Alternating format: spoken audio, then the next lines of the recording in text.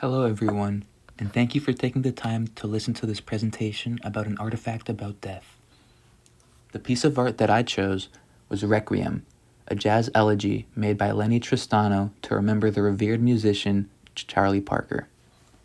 My name is Ethan, and some disciplines that I used to conduct research were sociology, music, philosophy, and thanatology. And I will be looking at the elegy mostly from a sociological perspective. All information was collected through secondary research. An elegy is a type of symbolic immortality, a reflective poem, or in this case, a song, that is meant to remember or give respect to a deceased person. Beginning in the 40s and 50s, jazz elegies were a popular way for modern musicians to show mourning and remembrance to artists who inspired them. The tradition of creating musical pieces in remembrance of a dead artist had evolved from an earlier tradition of jazz funerals, which originated in New Orleans. In the late 1800s, African American jazz brass bands began gaining popularity in New Orleans, taking pride in their original, more improvisational style of head arrangements, a style that strayed away from the European ingrained musical standards and prioritized playing in the moment and sporadically. Jazz music became a very important part of black culture and was involved in almost every part of life in New Orleans, and that included death. During a funeral in New Orleans, a large brass band would parade around the town with the family and friends, visiting the deceased person's favorite places and playing both somber and upbeat improvised music as they go, as you can hear here. The tradition of jazz funerals began to lessen in popularity outside of New Orleans around the 40s, when jazz musicians became more focused on experimentation and expert musicianship, and the tradition of jazz elegies took its place.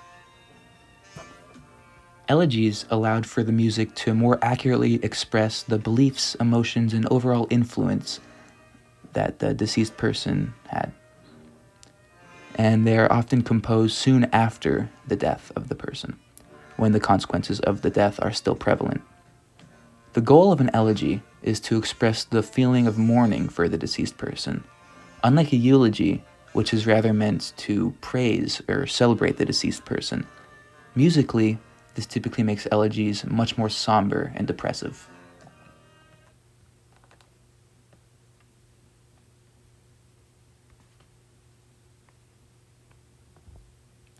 So who was Charlie Parker?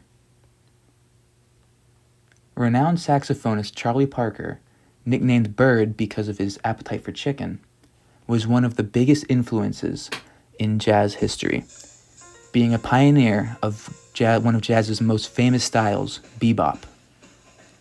Bird started out playing in swing bands, but his improvisational skill stood out immediately.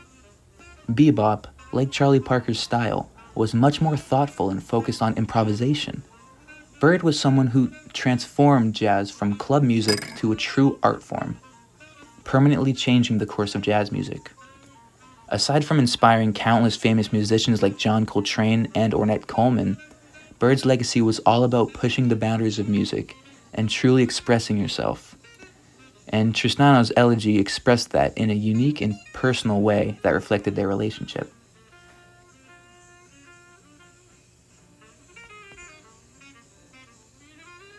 Lenny Tristano, a blind Italian pianist and famous jazz improviser, was one of Bird's colleagues most inspired by his originality.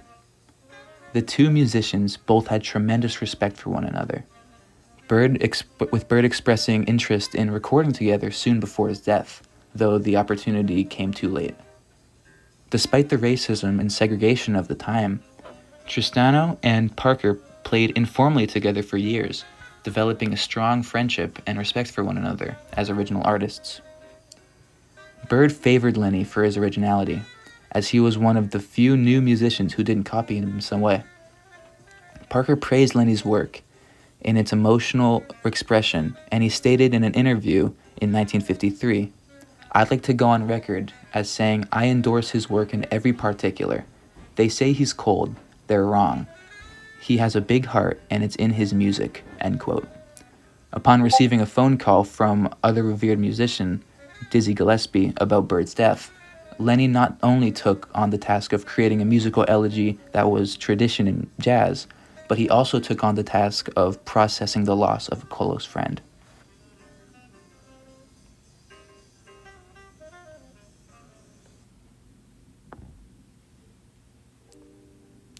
The elegy itself, a solo piano blues piece, is actually quite antithetical to what one may expect while remembering the eccentric and boundary-pushing Charlie Parker. However, it is this great contrast that truly displays the emotion felt by Lenny Tristano. Parker's creative genius, his skill, was gone from jazz, and this can be felt in Tristano's somber, weakened piano playing. Blues music is a genre of music that came before jazz, almost the father of jazz. Blues music is intended to sound soulful, using melodic pitch shifts and a slow tempo to emphasize the emotion of the sound. Traditionally, blues music sounds sad, reflecting on the hardships in life and using the music to, as said in BBC Music Magazine, chase the blues away. Lenny Tristano, though he had barely even dabbled in blues music before, decided to play the melancholic style almost instinctually. As famous jazz critic Barry Ulanov put it, Lenny was a, quote, "a man thinking grief, feeling deprived, thinking and feeling in the logical medium for grief and deprivation in jazz, the blues," end quote. In musical terms, the elegy is through composed, meaning that there are no repeating sections, and it is mostly improvised. Both of these aspects contribute to its spontaneity and accuracy to Tristano's thoughts. It is slow and pensive, hesitant in every step. Music portraying the emotions of the player is a subjective concept, but in jazz culture, the music made by a musician represents the person's mind better than the actual person. This particular philosophy of music allowed musical traditions and influences to overcome obstacles such as racism and the drug abuse issues that many musicians faced at the time.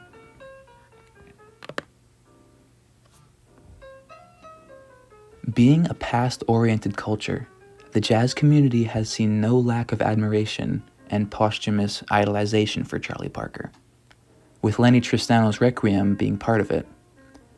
The memorialization of Bird can be seen much more clearly when observing the more intangible aspects, like the overall influence his sound had on jazz as a whole.